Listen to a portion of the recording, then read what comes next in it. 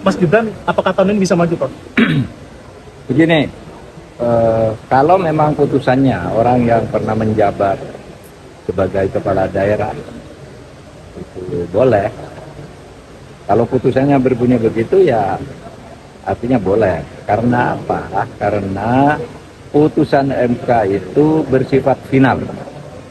Artinya dia bisa membuat ketentuan lain dari yang ada di undang-undang yang prinsipnya itu mencoret, sebenarnya bukan membuat. Ada yang mengatakan pembolehan itu norma baru. Ya memang bagi banyak orang, bagi ilmu itu norma baru. Tetapi ketentuan undang-undang dasar, setiap putusan MK itu sudah bersifat final.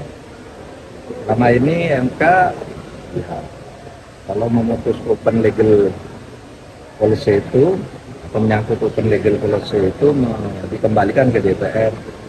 Misalnya tentang threshold, keharusan tidak ada threshold dan sebagainya. Dulu yang membuat putusan itu zaman saya ketika Fadjrul Rahman itu menggugat agar pengajuan bukan oleh gabungan partai politik, ya, tidak perlu ada threshold gitu. Sebenarnya partai tergabung. Tapi kita katakan tuh open legal policy serahkan ke DPR. Itu kan jumlah ya, menyangkut soal angka berapa persen.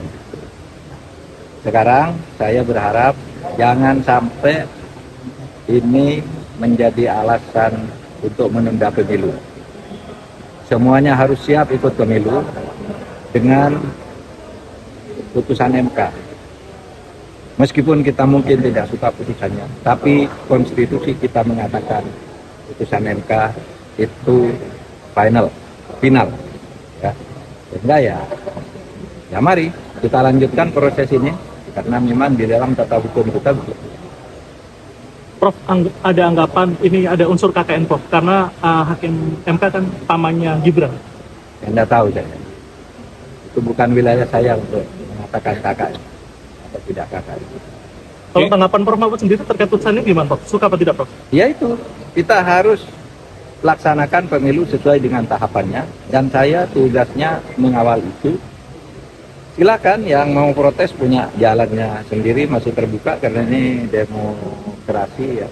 Silakan aja. Kalau saya minta sebagai salah satu penyelenggara pemilu atau yang ditugasi oleh pemerintah untuk menjamin kelancaran pemilu, saya katakan semua parpol harus terus berjalan untuk mengikuti proses ini.